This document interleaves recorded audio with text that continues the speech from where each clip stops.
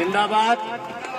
सबसे पहले यहाँ पर खड़े जितने भी आदिवासी, गैर आदिवासी, ब्राह्मणिया हो कि ब्राह्मण हो कि मजदूर हो कि किसान हो, चाहे वो कोई चपड़ासी हो, सबके लिए एक बार जोरदार तालियां बजाओ। ये जो लड़ाई है, इस लड़ाई के लिए हमें ऐसा पानी डरा नहीं सकता। इसलिए विक्रम भाई, वीरेंद्र भैया आए थे छतरी लेके, तो मैंने कहा मेरे भाई जब पानी में भीग रहे खड़े हैं तो मुझे अधिकार नहीं है कि मैं मंच पे आके छतरी के नीचे भाषण दूं।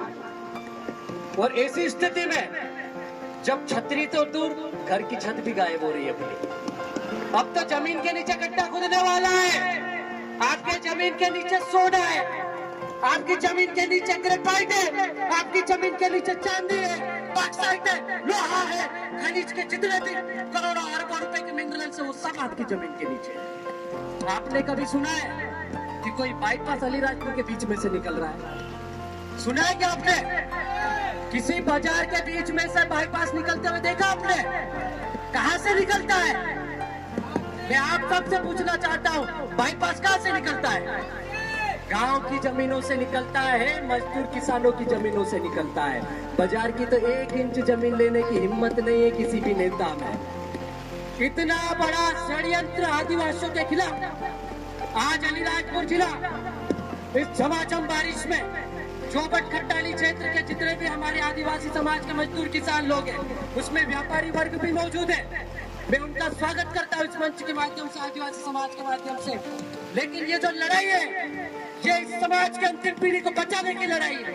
इस समाज के उस पीढ़ी को बचाने की लड़ाई है जो ये 5वीं में पढ़ने जा रहा है। कोई अभी छोटा छोटा बच्चा पैदा हुआ, कोई गुजरात में मजदूरी कर रहा है, कोई घर में खेती बाड़ी कर रहा है, किसी के घर में पानी टपक रहा है। अभी भी हम जहाँ किले हो रहे हैं उसके घर के नीचे भी पानी टपक रहा है। ऐसे कई हजारों घर है हमारे गाँव में, हमारे क्षेत्र में। उसके बाद भी हम बोलते हैं हम जमीन के मालिक है, हम मालिक है, हम मूल निवासी है। अरे काय का मूल निवासी भाई? हम बोलते हैं ना लोकसभा ना विधानसभा, सबसे बड़ी ग्राम सभा। ये मैंने नितेश अलावा ने नहीं कहा, ये स्वर्गीय दिलीप सिंह बुरिया जो भाजपा के गद्दार नेता थे और इन्होंने पैसा 1996 की ड्राफ्टिंग कमेटी के अध्यक्ष रहे, उन्होंने कहा था। और ये कानून उस समय 1996 से लागू होना था हमारे देश में, इन आदिवासी क्षेत्रों में। लेकिन पिछले 10-12 सालों से जो हमारा संघर्ष है, रात दिन का संघर्ष है, उसके पश्चात हमारे ऊपर कितनी FIR हुई, कितना आंदोलन में हमारे लोग जेल गए, कितने आंदोलन हुए, कितने लोग मारे गए। उसके पश्चात भारत सरकार ने, मध्य प्रदेश सरकार ने पिछले 2022 में लागू किया। और वो भी पैसा, एक पैसा अधमरे जैसा, बिल्कुल भी उसकी कोई पूछ परख नहीं। थाने में जाए तो पुलिस वाला बोलता है काय की ग्राम सभा हम नहीं मानते, कोर्ट में जाओ तो काय की ग्राम सभा हम नहीं मानते। और सरकार बोलती है कि पैसा एक्ट लागू है, ग्राम सभा का प्रस्ताव ठहराओ पहले लाओ। कई गाँव ऐसी स्थिति में हमारा आदिवासी समाज कैसे जिंदा रहेगा भाई? कैसे रहेंगे हमारे बड़े छोटे छोटे बच्चे आगे? यदि आपके पास जमीन नहीं बची तो काय का आदिवासी? आदिवासी की परिभाषा ही जमीन से शुरू होती है, आदिवासी की परिभाषा ही जल जंगल जमीन से जुड़ी हुई होती है। आदिवासी की संस्कृति सभ्यता इस धरती से जुड़ी हुई है।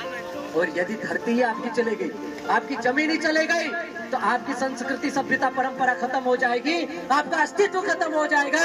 आपके जो मूल अधिकार है, आपके जो संवैधानिक अधिकार है, धीरे धीरे कतरते जाएंगे, खत्म होते जाएंगे। कल ही सुप्रीम कोर्ट के 7 जजों ने एक जजमेंट दिया कि अब आदिवासी समाज में या ST SC का जो समाज है वहां पे भी क्रीमी लेयर लागू किया जाएगा। क्यों भाई?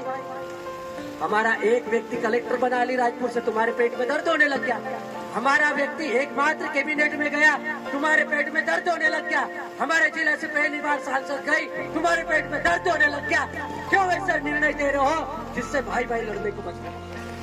आज वो क्रीमी लेयर लागू करके भील भिलाला पटलिया भारेला सबके बीच में झगड़ा करवाना चाह रहे हैं। हमारे लोग बड़ी मुश्किल से चपरासी की नौकरी कर रहे हैं, कोई पंच बन रहा है, कोई सरपंच बन रहा है, कोई विधायक बन रहा है। इतनी सारी परिस्थितियों के बाद भी हम लोग थोड़ा उभरने की कोशिश कर रहे हैं। और लोग दिल्ली में बैठे हैं हमारे खिलाफ, संवैधानिक रूप से अधिकार छीन भी रहे हैं, कोर्ट के माध्यम से भी अधिकार छीन रहे हैं, और दलाल लोग हमारी जमीनें बेच रहे हैं। इन दलालों के खिलाफ अब हमको सबको एकजुट होकर लड़ने का समय आ गया है।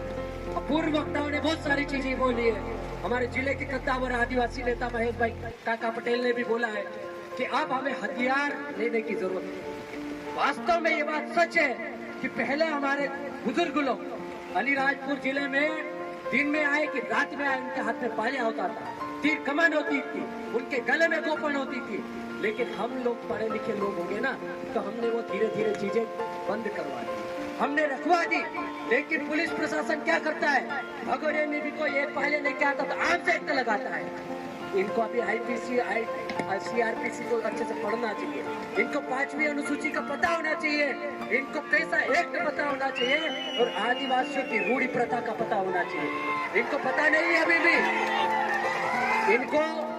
इनको ये पटेल को कब याद करते हैं, जब इनसे झगड़ा नहीं समझता है, तब गांव के पटेल को बुलवाते हैं, पटेल ने सरपंच तो आओ झगड़ा बांध दो। लेकिन जब वो पटेल पहले झगड़ा तोड़ने की बात करता है, नहीं इस पे कायमी होगी बोलते हैं। ये लोग मजाक बना के रखे आदिवासी क्षेत्रों का, मर्जी आए उस पर रासू का ठोक देते हैं, मर्जी आए उसको जिला बदल कर देते हैं। अबे तुम्हारे बाप का राज्य है क्या? ये आदिवासी क्षेत्र है, ये आदिवासियों का क्षेत्र है। यहाँ पर छीटू किरार जैसा योद्धा आदिवासी पैदा हुआ था, उसकी सरभूमि है ये। यहाँ पर पृथ्वीलाल भूरा जैसे बर्जर के क्रांतिकारी भी पैदा हुए। यहाँ पर आलिया भील जैसा आदिवासी लड़ाकू भील भी था, और ये आज भी उसका डीएनए खड़ा है। ये बारिश में भीग भी सकता है। तीर कमान से तोपों का सामना करने वाली कौम भविष्य में जरूरत पड़ी तो तीर कमान वापस उठा लेगी, लेकिन उसके लिए मजबूर मत करो। अभी हम लोग पढ़ लिखते हैं, हम लोग संविधान जानने लग गए, तो हम लोगों को समझाते हैं। हम गांव-गांव में जाके बैठकें करते हैं, उनको ये बोलते हैं कि हमको गोपन पाले तीर कमान को घर में रखना है, अभी कलम से लड़ना है। हमको पता है, मैं आपको उकसाना नहीं चाह रहा हूँ, मैं आपको भड़काना नहीं चाह रहा हूँ। अल्ट्राटेक में जिसकी बात हो रही थी 2 दिन पहले ही धरना हुआ था, वहाँ पर 2 आदिवासी समाज के मजदूर लोग मारे गए। ऐसी कंपनी जिस CIL को हमारे क्षेत्र में लाने की बात की जा रही है, वैसे ही इंटरनेशनल कंपनी है, अंतर्राष्ट्रीय स्तर की अल्ट्राटेक। सबसे बड़ा एशिया का प्लांट है अल्ट्राटेक में। 32 गांव प्रभावित हुए। 2017 में हमने बहुत बड़ा आंदोलन किया था, 50, 60, 70 हजार लोग इकट्ठे हुए थे। हमने बहुत विरोध किया। वो अल्ट्राटेक फैक्ट्री हमारी छाती पे बनी, आज वहाँ पर हमारे लोग मजदूरी करते हुए मर रहे हैं। जब हमारे लोग गए वहाँ पर बात करने, तो वो फैक्ट्री वाला, वो मालिक जो मैनेजमेंट का अधिकारी था, वो बदल गया। बोले कि वो दुकान वाला वही जाना, हमारा कोई लेना देना नहीं। तो भाई कंपनी तो तुम्हारी थी। इतनी सी बात में हमारे लोगों ने थोड़ा वाद विवाद हुआ। आदिवासियों का डीएनए थोड़ा गर्म रहता है, खून थोड़ा गर्म होता है, तो उन्होंने थोड़ी सी खिंचातानी में मारधाड़ चालू कर दी। अल्ट्राटेक में कहा जाता है कि एक दिन में 7 से 10 करोड़ का नुकसान हुआ। 3 दिनों तक वो बंद रहा। अब उस आंदोलन में उस दौरान बात करने जो लोग गए थे, उनके ऊपर रासुका लगा दी पुलिस प्रशासन ने वहाँ पर। अब पुलिस प्रशासन क्या बोलता है कि हमारे ऊपर से दबाव था। तो भाई जब ऊपर से ही दबाव में काम करना है तो नौकरी क्यों कर रहे हो? नौकरी क्यों कर रहे हो? दलाली करो ना, गुलामी करो उन लोगों की। जाओ उनके कपड़े धो, उनकी गाड़ियां चलाओ, उनके गटर साफ करो। ये करना चाहिए आपको। यदि आप इस जमीन से जुड़े लोगों के टैक्स के पैसे से नौकरी कर रहे हो, तो आपका अधिकार है, आप उस अधिकार क्षेत्र में काम करें, आप निष्पक्ष रूप से काम करें। आपके लिए बनिया ब्राह्मण भी उतना ही बराबर है जितना आदिवासी है। यहाँ पर मैं देखता हूँ, एक भी बनिया ब्राह्मण या किसी राजपूत व्यक्ति के ऊपर रासुका नहीं लगी, किसी को जिला बदल नहीं किया। लेकिन जब आदिवासी सामाजिक कार्यकर्ता की बात आती है, हमारे भाई मुकेश पटेल रावत जैसे व्यक्ति को जिला बदल कर दिया, तो ये कब तक चलेगा? इनके लिए सामाजिक कार्यकर्ता गुंडे और कांडू नेता जो रहते हैं वो भगवान इनके लिए। तो ऐसे लोगों से हमको सोच समझ के डील करने की जरूरत है, बात करने की जरूरत है और आगे संवैधानिक लड़ाई लड़ने की जरूरत है। यहाँ से हम लोग जब भी रैली के माध्यम से जाएंगे कलेक्ट्रेट तक, तो अनुशासित होकर जाएंगे।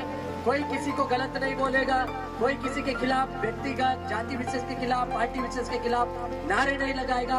हमारी लड़ाई संवैधानिक है, ये जल जंगल जमीन को बचाने की लड़ाई है। हमको किसी पार्टी से लेना देना नहीं, लेकिन जिम्मेदार इस जिले में हमारी 2 भाभियां हैं, एक को दिल्ली भेजा है तो एक को भोपाल भेज रखा है, और एक कैबिनेट मंत्री भी है इस जिले में। पहली बार अलीराजपुर से मौका मिला है तो हम उनके नाम पर ज्ञापन बना के लाए हैं। आप सबको तय करना है, ये ज्ञापन उनके पास जाएगा, वो अपने स्तर पर प्रयास करें और 9 अगस्त के पहले ये जो लाइसेंस है उसको निरस्त करवाने का कार्रवाई करे प्रशासन के माध्यम से। और नहीं होता है तो 9 अगस्त, यदि 9 अगस्त तक ये लाइसेंस निरस्त नहीं होता है या प्रक्रिया नहीं होती है तो 9 अगस्त हम कलेक्ट्रेट में मनाएंगे कि नहीं मनाएंगे? पूरे जिले के लोग आएंगे और जब तक, जैसे कि महेश पटेल जी ने बोला है, जब तक ये माइनिंग के जितने भी पूरे जिले के गांव की बात बता रहा हूं मैं, सिर्फ खट्टाली क्षेत्र की नहीं, सारे लाइसेंस जितने भी प्रचलित है या जितने अभी होने हैं सभी की सभी खारिज होने चाहिए, निरस्त होने चाहिए। यदि नहीं हुए तो ये 5वीं अनुसूची क्षेत्र अलीराजपुर है और 5वीं अनुसूची बताते अलीराजपुर को पता है कैसे करना है। फिर हम लोग पूरे जिले की बाउंड्री को सील कर देंगे, हर जगह ट्रैक्टर बैलगाड़ी खड़ी कर देंगे, इधर ढोलिया साइड, उधर उदयगढ़ साइड, इधर बोरी साइड, इधर सोरवा साइड, ऐसी सारी की सारी बाउंड्री सील कर देंगे। कब तक? जब तक हमारे क्षेत्र की जमीने को लाइसेंस जिन जिनको दिए वो निरस्त करके हमको आजाद नहीं किया जाता। तो ये आजादी की ऐसी लड़ाई है जो जल जंगल जमीन को बचाने की है। ये पार्टी के लिए नहीं है, किसी को नेता बनाने की नहीं है और किसी को नीचा दिखाने की लड़ाई नहीं है। इसीलिए हमारे बीच में आज पहली बार इस आंदोलन में इस जमीन को बचाने के लिए इस जिले के बनिया वर्ग, व्यापारी वर्ग सहित कई लोग मौजूद हुए हैं। तो खट्टाली और चौबट से जो व्यापारी वर्ग के लोग हैं वो भी आ जाए, 2 मिनट के लिए अपनी बात रखेंगे, हमको अच्छा लगेगा। उनके लिए भी एक बार जोरदार तालियां बजाओ। तो बहुत बहुत